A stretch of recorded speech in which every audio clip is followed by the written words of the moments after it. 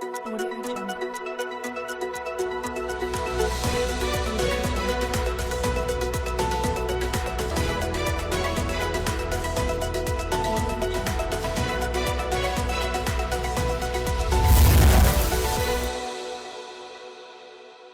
नमस्कार, आप देख रहे हैं अलवर न्यूज। मैं हूं आपके साथ रुचि सोलंकी। रुक कर लेते हैं आज की कुछ प्रमुख सुर्खियों पर। ट्रक की टक्कर से मजदूर की हुई मौत, पुलिस ने शुरू की जांच पड़ताल।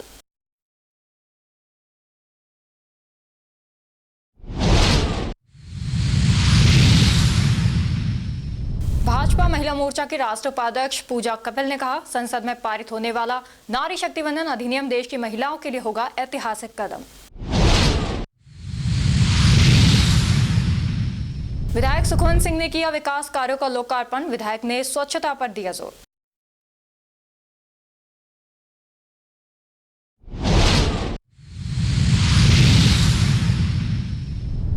पुलिस ने मातौर बस स्टैंड फायरिंग का किया खुलासा, 25,000 का इनामी प्रमोद उर्फ काला सहित 2 बदमाश किए गिरफ्तार।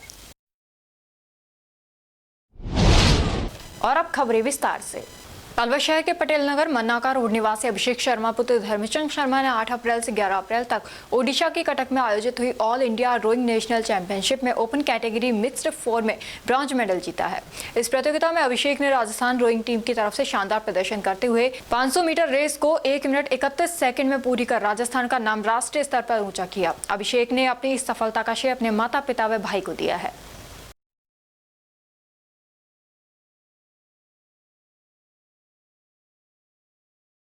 कालाकुआ सेक्टर 1 विकास समिति की कार्यकारिणी का आज गठन किया गया। मीटिंग की अध्यक्षता सीनियर एडवोकेट अशोक कुद्दल ने की।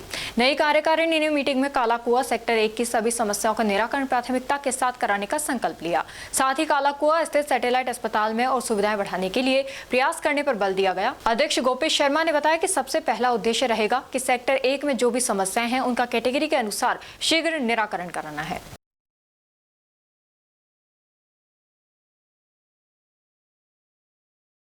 एक्यूट ल्यूकेमिया ब्लड कैंसर की बीमारी से जूझ रहे बालक आयुष के इलाज के लिए राज्य ब्रह्म कार्मिक समूह समिति आरबीके ने 50,000 रुपए का चेक समिति के वरिष्ठ कार्यकर्ता मनोज कुमार गौतम के नेतृत्व में पीजीआई हॉस्पिटल नोएडा में रविवार को पीड़ित बालक की माता को सौंपा गया। राज्य ब्रह्म कार्मिक समूह समिति आरबीके के मनोज कुमार गौतम ने बताया कि बालक आयुष पितृविहीन और गरीब है। समिति ने उसके स्वस्थ जीवन की कामना की है। इस अवसर पर आरबीके के अनुज भी मौजूद रहे।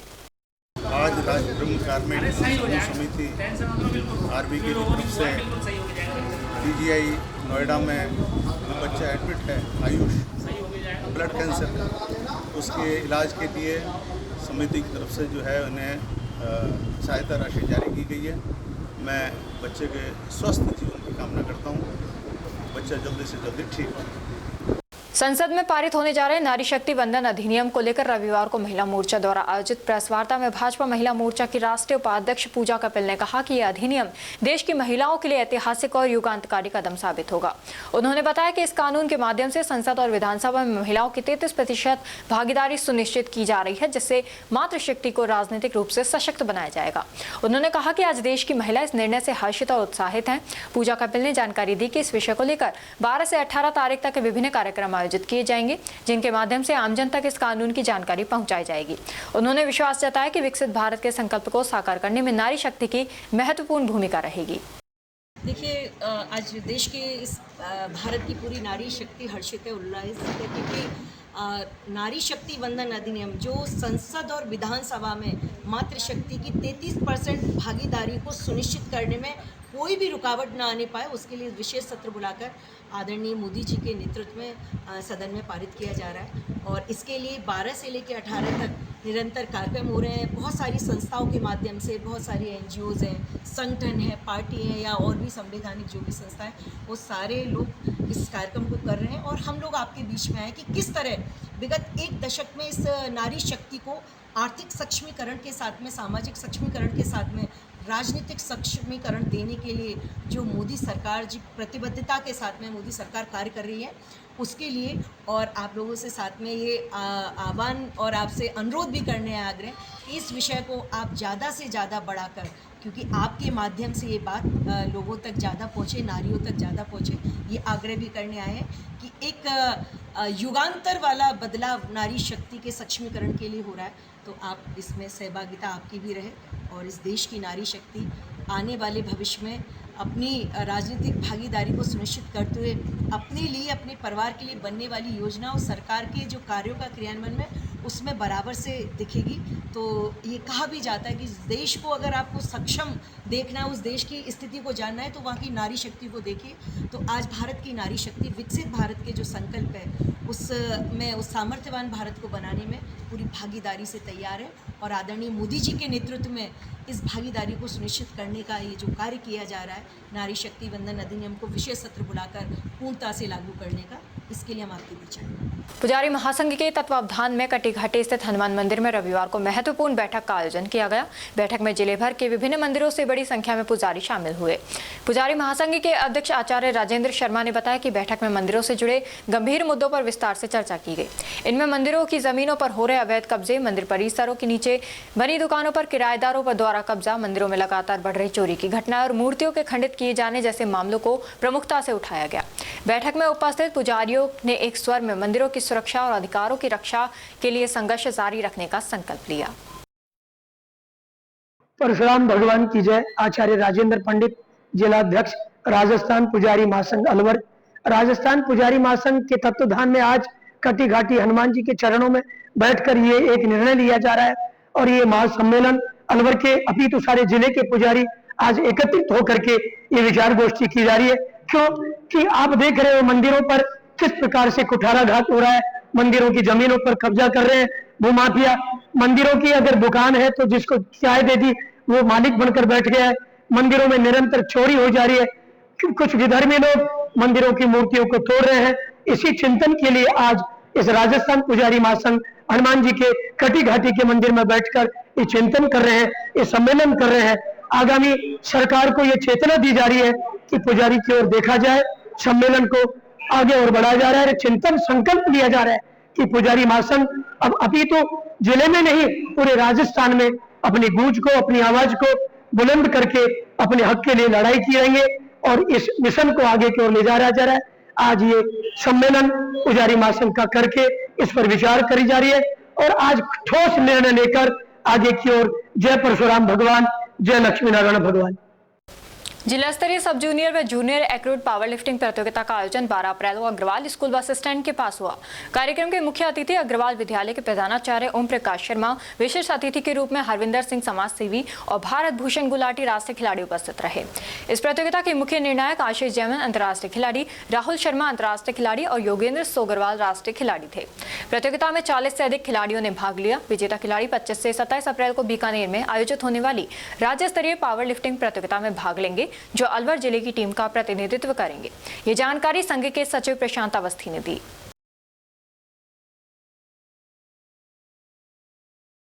रामगढ़ नगरपालिका क्षेत्र में विधायक सुखवंत सिंह की अनुशंसा पर कराए गए 5.33 करोड़ की लागत से हुए विभिन्न विकास कार्यों का लोकार्पण किया गया। लोकार्पण समारोह का आयोजन कस्बे के बहादुरपुर रोड पर स्थित महात्मा गांधी सीनियर सेकेंडरी विद्यालय प्रांगण में हुआ। इस दौरान विधायक सुखवंत सिंह ने वहां मौजूद लोगों को संबोधित करते हुए कहा कि नगरपालिका क्षेत्र के रहने वाले लोगों के लिए बिजली, पानी, चिकित्सा, शिक्षा के अलावा सड़क, पार्क व अन्य मूलभूत सुविधाएं भी उपलब्ध कराया जाना अति आवश्यक है, जिसके लिए विभिन्न कॉलोनी वासियों की समस्या को ध्यान में रखते हुए सड़क निर्माण व नाली निर्माण के कार्य कराए गए हैं, जिससे लोगों को स्वच्छ वातावरण का पूर्ण लाभ मिल पाएगा। साथ ही कहा कि आम खास का भी दायित्व है कि वे अपने घर के आसपास और नगरपालिका क्षेत्र की सुंदरता बनाए रखने के लिए नगरपालिका क्षेत्र को स्वच्छ रखें, पानी को व्यर्थ न बहने दें। इसी के साथ ही विधायक सुखवंत सिंह द्वारा कस्बे के वरिष्ठ नागरिकों का सम्मान करते हुए उनके अनुभव और सहयोग को नमन किया। विधायक ने रामगढ़ कस्बे के बहादुरपुर रोड स्थित श्री श्यामेश्वर धाम की प्रसिद्धि को चार चांद लगाते हुए बहादुरपुर रोड पर श्याम तोरण द्वार बनवाने की घोषणा की। लोकार्पण कार्यक्रम में विधायक के पहुंचने पर स्थानीय लोगों ने विधायक सुखवंत सिंह का माल्यार्पण कर व साफा बांधकर स्वागत सम्मान किया और क्षेत्र में कराए जा रहे विकास कार्यों को लेकर विधायक का आभार जताया। कार्यक्रम का मंच संचालन व्याख्याता सुरेश नागपाल ने किया। इस दौरान क्षेत्र के सैकड़ों कार्यकर्ता और नागरिक उपस्थित रहे।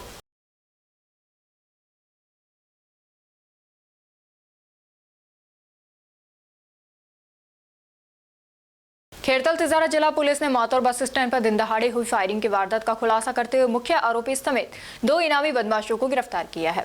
पुलिस द्वारा घटना में प्रयुक्त बलेनो कार भी बरामद की गई है। पुलिस अधीक्षक ब्रजेश ज्योति उपाध्याय के निर्देशन में खैरथल थाना पुलिस ने कार्रवाई करते हुए 25,000 रुपए के इनामी बदमाश प्रमोद उर्फ काला और 10,000 रुपए के इनामी बदमाश हितेश को गिरफ्तार किया है। दोनों आरोपी लंबे समय से फरार चल रहे थे। एडिशनल एसपी जया सिंह ने बताया कि गत 20 मार्च को मातौर बस स्टैंड पर टोल प्लाजा में हिस्सेदारी और आपसी रंजिश को लेकर प्रमोद उर्फ काला, हितेश और उसके साथियों ने सुखमन हेड़ी निवासी वीरेंद्र राजपूत पर जानलेवा फायरिंग की थी। वारदात को अंजाम देकर आरोपी फरार हो गए थे। इस संबंध में खैरथल थाने में हत्या के प्रयास और आर्म्स एक्ट सहित विभिन्न धाराओं में मामला दर्ज किया गया था। जांच के दौरान सामने आया कि मुख्य आरोपी प्रमोद उर्फ काला कुख्यात प्रिंस तेवतिया गैंग से जुड़ा रहा है और पूर्व में दिल्ली पुलिस पर भी फायरिंग कर चुका है। आरोपी हथियारों के बल पर क्षेत्र में दहशत फैलाकर अवैध वसूली और वर्चस्व कायम करना चाहते थे। पुलिस ने बताया कि आरोपियों के खिलाफ हत्या के प्रयास, लूट, डकैती, अपहरण, आर्म्स एक्ट और मादक पदार्थ तस्करी सहित करीब 1 दर्जन आपराधिक मामले विभिन्न राज्यों हरियाणा, दिल्ली, उत्तर प्रदेश और राजस्थान में दर्ज हैं।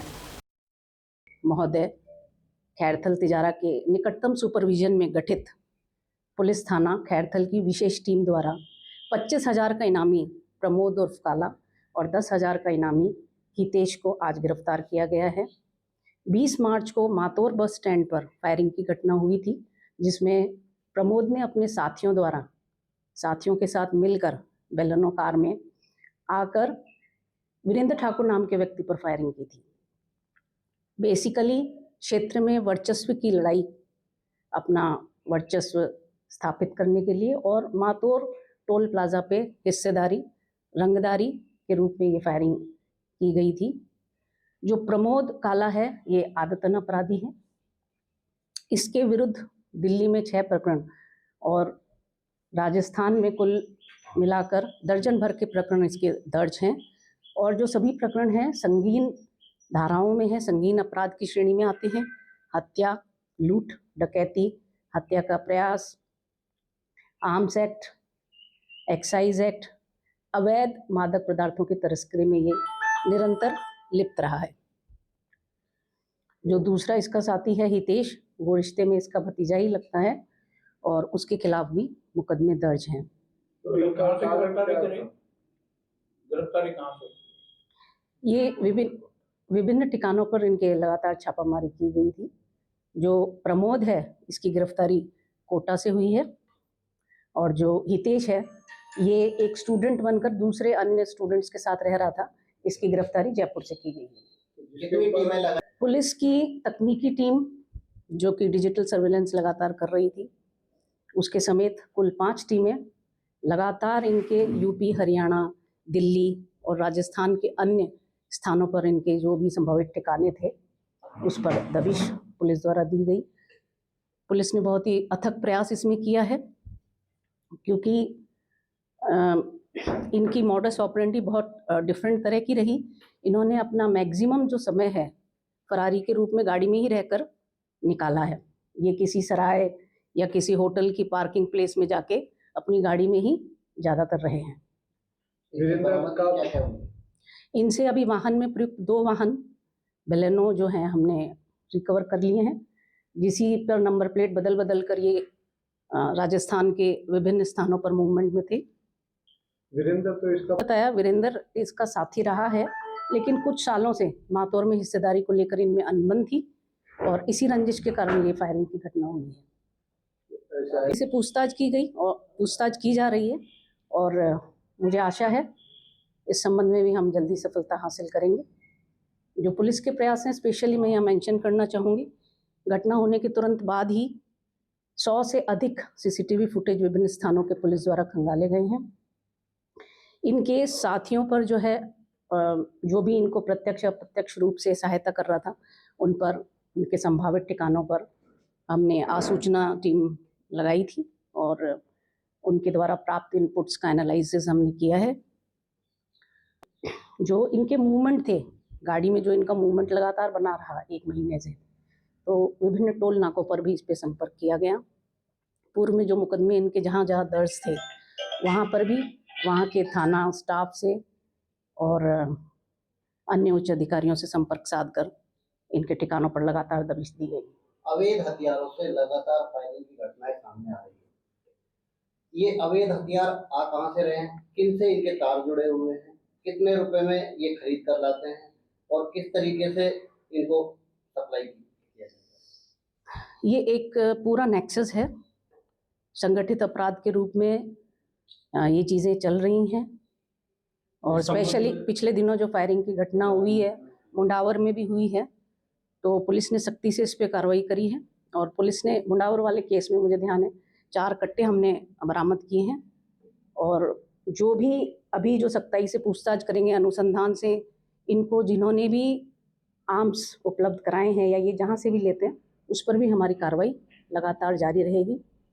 संगठित अपराध की जड़ पर प्रहार और प्रत्यक्ष अप्रत्यक्ष रूप से इनके सहयोगियों और साथियों के विरुद्ध कार्रवाई लगातार जारी रहेगी। पिछले दिनों हुई बरसात के बाद एकाएक तापमान लुढ़क गया था और आमजन को गर्मी का तनिक भी एहसास नहीं हो पा रहा था। लेकिन आज रविवार को सूर्य देवता सुबह से आसमान में छाए रहे और दोपहर होते होते आमजन को गर्मी का एहसास करा दिया।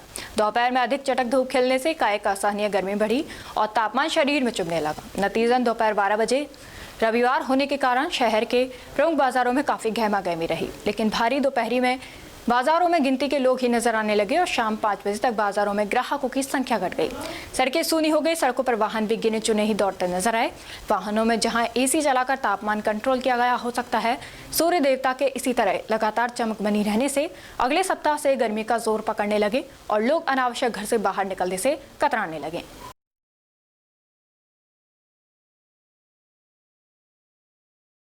सेवानिवृत्त पुलिस कल्याण संस्था की बैठक का आयोजन किया गया। कार्यक्रम की अध्यक्षता वरिष्ठ उपाध्यक्ष पुरुषोत्तम ने की। मीटिंग में एसबीआई बैंक महल चौक में खाता खोलने का निर्णय लिया गया तथा संस्था के नए सदस्य दौलतराम, महिला कांस्टेबल राजेश देवी को सदस्यता फॉर्म भरवाया। दौलतराम को संस्था का उपाध्यक्ष एवं कोषाध्यक्ष की जिम्मेदारी देकर शपथ दिलाई गई। इस मौके पर वर्तमान पुलिस अधिकारी श्रीमती मंजू देवी, पुलिस लाइन अलवर की पुत्री सलोनी के बोर्ड परीक्षा में 98% नंबर प्राप्त करने पर सलोनी को सम्मानित किया गया। संगठन की महिला प्रभारी श्रीमती सुमित्रा ने छात्रा सलोनी पुत्री बब्बर सिंह के कार्यालय पर आने पर साफा व माला पहनाकर स्वागत किया। संगठन की ओर से जिला अध्यक्ष ने नगद पुरस्कार दिया।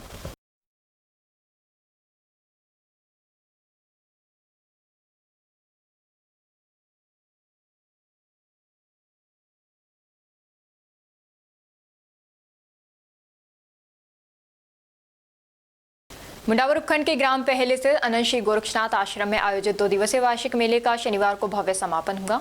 मेले में हजारों श्रद्धालुओं ने पहुंचकर बाबा के दरबार में मत्था टेका और सुख समृद्धि की कामना की।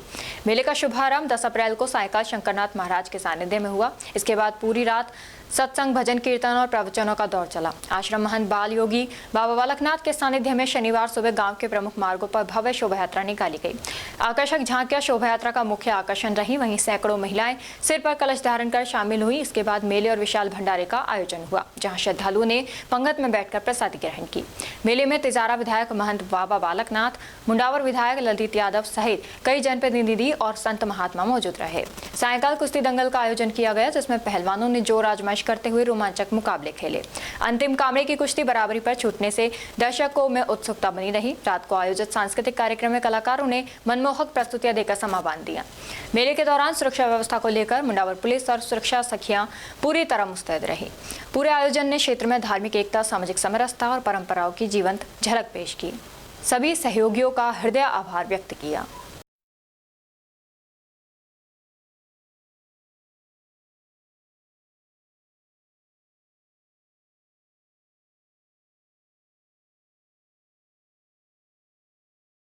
जिला स्तरीय महासभा खैरतल तिजारा द्वारा शिवचरण गार्डन खैरतल में महान समाज सुधारक महात्मा ज्योतिबा फुले का जिला स्तरीय जयंती समारोह बड़े ही धूमधाम के साथ मनाई गई।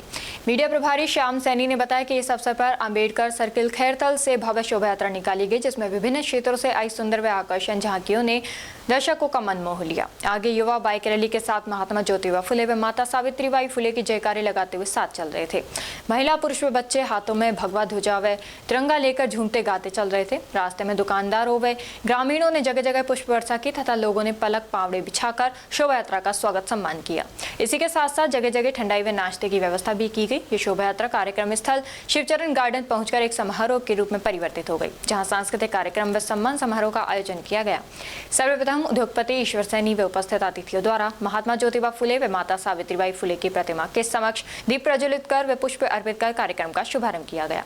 ऑल इंडिया सैनी सेवा समाज के युवा राष्ट्रीय अध्यक्ष प्रदीप सैनी कार्यक्रम के मुख्य अतिथि रहे। जिला सैनी महासभा, सैनी समाज 12 गांव सेवा समिति व सैनी समाज खैरतल सहित सभी ब्लॉकों के अध्यक्षों व पदाधिकारियों की ओर से अतिथियों का माला पहनाकर, साफा बांधकर, पटका पहनाकर व शॉल उड़ाकर स्वागत सम्मान किया गया।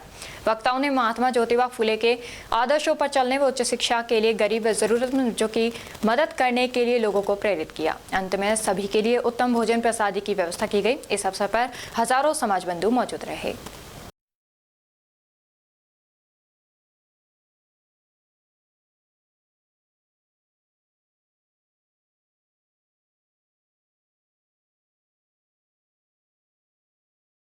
अलवर शहर के उद्योगनगर थाना क्षेत्र में स्थित बख्तल की चौकी के समीप सड़क हादसे में 36 वर्षीय मजदूर की मौत हो गई। मृतक रघुनाथ सिंह पुत्र भूप सिंह निवासी करौली पिछले 15 वर्ष से अलवर के देसुला क्षेत्र में रहकर मजदूरी कर रहा था।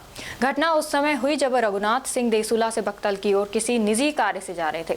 इसी दौरान बख्तल की चौकी के पास पीछे से तेज रफ्तार ट्रक ने उन्हें टक्कर मार दी। टक्कर इतनी तेज थी कि वे गंभीर रूप से घायल हो गए। आसपास के मौजूद लोगों ने उन्हें इलाज के लिए अलवर के जिला अस्पताल पहुंचाया। अस्पताल में चिकित्सकों ने उनका उपचार शुरू किया, लेकिन गंभीर चोटों के चलते उनकी जान नहीं बचाई जा सकी और इलाज के दौरान ही उन्होंने दम तोड़ दिया। घटना की सूचना मिलते ही उद्योगनगर थाना पुलिस मौके पर पहुंची और मामले की जांच शुरू की। क्या नाम था इनका भैया? इनका नाम साहब रघुनंदन सिंह था। पिताजी का नाम? रूप सिंह। उम्र कितनी थी इनकी रूप 36 साल। कहाँ के रहने वाले? ये जिला करौली मासलपुर के पास है, ऊंचा गांव। कहाँ पे एक्सीडेंट हुआ है? ये बख्तल की चौकी के पास। किस चीज से हुआ है ये? ट्रक से हुआ है साहब। कहाँ से कहाँ जा रहे थे ये आ रहे थे घर से डोल के बाजार आ रहे थे यहाँ बख्तल की। अलवर में कहाँ रहते हैं? ये अलवर में देसुला रहते हैं साहब। अच्छा, ये मकान बना रखा है? नहीं, किराए से रहते हैं। अच्छा, क्या काम करते हैं ये मजदूरी करता है साहब। कहाँ पे? यही आसपास जैसे फैक्ट्री में कोई गाड़ी खाली करवा दी, कोई क्या ऐसे खुली मजदूरी करता है। कितने समय से कर रहे हैं यहाँ पे रहने को सर इनको 15 वर्ष हो गए यहाँ पर। तो ये किस चीज पे थे? गाड़ी पे? नहीं, वो पैदल ही थे। कहाँ जा रहे थे? ये बख्तल ही आ रहे थे। देसुला से? जी हाँ, जी हाँ। तो कौन सी गाड़ी ने टक्कर मारी है? ये ट्रक ने मारा है साहब, 16 चक्कर जो बोलते हैं। अच्छा, उसके बाद पुलिस पहुंची मौके? जी हाँ जी। अब क्या बताया डॉक्टर ने? यहाँ लेकर आए जो? अब डॉक्टर साहब अब सुबह ही कार्रवाई होगी, तो बाद में। मृत घोषित कर? जी बिल्कुल, मृत घोषित। ऑन डेट ही हो गया सर। कितने बच्चे अच्छे हैं इनके? नहीं, अनमैरिड है। अनमैरिड? जी। आपका क्या नाम है? मेरा नाम गोविंद सिंह है सर। आप क्या लगते हैं? जीजा हूँ मैं इसका। जी। महान समाज सुधारक महात्मा ज्योतिबा फुले की 199वीं जयंती के अवसर पर उन्हें पुष्पांजलि के साथ दया व करुणा की भावना से वन्य प्राणी नीलगायों की जीवन रक्षा की भी आवाज बुलंद की गई। महात्मा फुले सर्किल पर सैनी समाज से जुड़े अनेक लोगों ने इस दौरान नीलगाय हत्या कानून वापस लो नारे लिखी तख्तियों के साथ प्रदर्शन किया। नीलगायों की कुछ लोग हत्या कर रहे हैं, ये कलंक व शर्म की बात है। इस दौरान सर्वशक्तिमान परमात्मा से सत्ताधीशों से सद्बुद्धि देने की प्रार्थना भी की गई। सैनी समाज के वरिष्ठ नेता दीपेंद्र सैनी, डॉक्टर संदीप सैनी, दिनेश चंद सैनी, फूलचंद सैनी सहित अनेक लोग इस मौके पर उपस्थित थे।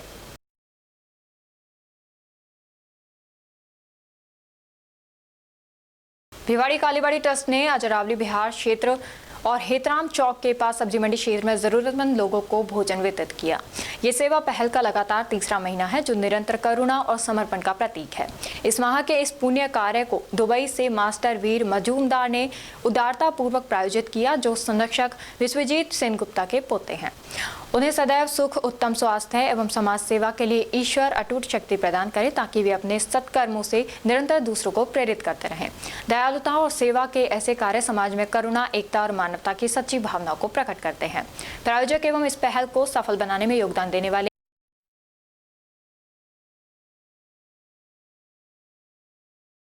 खैरतल तिजारा सामाजिक न्याय एवं शिक्षा के अग्रदूत महात्मा ज्योतिबा फुले की जयंती के अवसर पर बीड़ा सभागार भिवाड़ी में जिला कलेक्टर अतुल प्रकाश द्वारा उनकी तस्वीर पर उन्हें पुष्पांजलि अर्पित की गई।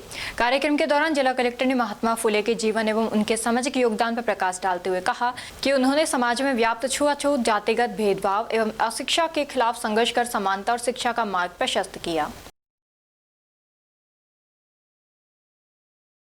ट्रैफिक नियमों का उल्लंघन करने वाले वाहन चालकों पर पुलिस प्रशासन सख्त नजर आ रहा है। पुलिस ने दोपहिया वाहन चालकों पर कार्रवाई करते हुए चालान काटे। वहीं एनईबी थाना पुलिस ने कार्रवाई करते हुए 10 मोटरसाइकिल व एक रॉयल एनफील्ड को जब्त किया।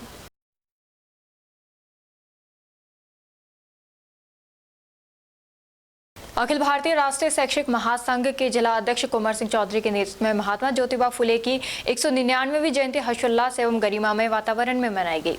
कार्यक्रम के तहत ज्योतिबा फुले सर्किल पर उपस्थित कार्यकर्ताओं द्वारा माल्यार्पण कर महात्मा फुले को श्रद्धा सुमन अर्पित किए गए। इस अवसर पर सामाजिक समरसता, शिक्षा के प्रसार एवं समानता के मूल्यों को आत्मसात करने का सामूहिक संकल्प लिया गया।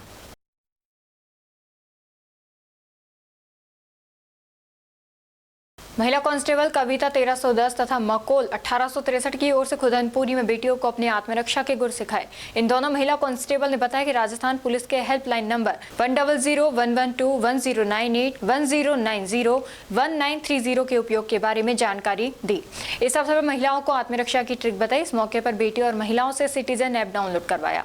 इसके साथ ही साइबर ठगी से बचाव, ठगी होने पर की जाने वाली कार्रवाई तथा यातायात नियमों का पालन करने की जानकारी दी।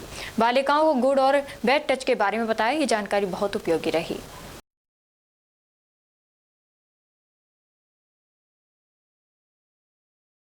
सद्भाव मंच की बैठक कल मित्तल हॉस्पिटल के सभागार प्रांगण में अध्यक्ष डॉक्टर एस सी मित्तल की अध्यक्षता में संपन्न की गई। बैठक में सभी बुद्धिजीवी सद्भावना के हिमायती लोगों ने मृतक गाय के अवशेष फेंकने एवं मस्जिद पर पेट्रोल बम फेंकने की घटना की कड़ी निंदा की गई। पुलिस प्रशासन द्वारा अभी तक की गई गिरफ्तारियों पर संतोष व्यक्त करते हुए गाय के अवशेषों को फेंकने वालों को भी शीघ्र अतिशीघ्र चिन्हित करने एवं तुरंत गिरफ्तार करने की मांग की है। सद्भाव मंच ने अलवर नागरिक समाज की समझदारी, संयम पर गर्व व्यक्त किया है। अलवर सदैव सद्भावना व शांति का हिमायती रहा है।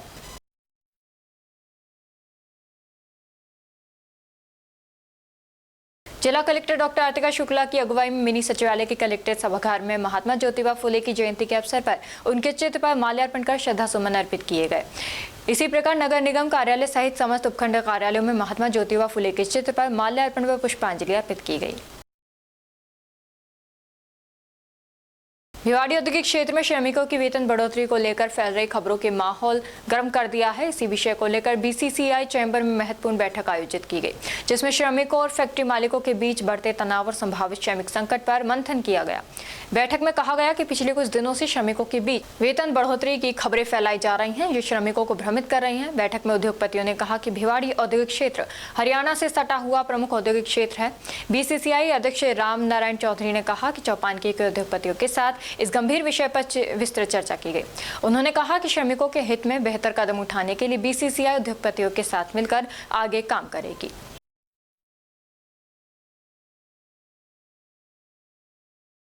महात्मा ज्योतिबा फुले की 199वीं जयंती के पावन अवसर पर अलवर जिला सैनी महासभा संस्थान, राष्ट्रीय सैनी सभा और सैनी समाज विद्यार्थी उन्नत शिक्षण संस्थान के संयुक्त तत्वावधान में आयोजित 7 दिवसीय कार्यक्रम आयोजित किए जा रहे हैं। सैनी समाज विद्यार्थी उन्नत शिक्षण संस्थान अध्यक्ष विकास बवेरवाल ने बताया कि इन्हीं कार्यक्रमों के तहत कल शनिवार को 7वें दिवस पर शाम 5 बजे बस स्टैंड स्थित मावली माता मंदिर से झांकी एवं वाहन रैली निकाली गई। झांकी एवं मावली माता मंदिर से प्रारंभ होकर 7 दिवसीय कार्यक्रमों का समापन पर महात्मा ज्योतिबा फुले सर्किल स्थित फुले जी की प्रतिमा पर माल्यार्पण किया गया। विभिन्न समितियों को 7 दिवसीय कार्यक्रमों को सफल बनाने में सहयोग करने एवं रैली में सभी समाज से आए गणमान्य लोगों को धन्यवाद ज्ञापित किया। 7 दिवसीय कार्यक्रमों के समापन पर सैनी समाज द्वारा भोजन व्यवस्था की गई। और अब खबरों में बस इतना ही। कल आपसे फिर मुलाकात होगी कुछ ऐसी नई खबरों के साथ। तब तक आप जुड़े रहिए अलवर न्यूज के साथ। नमस्कार।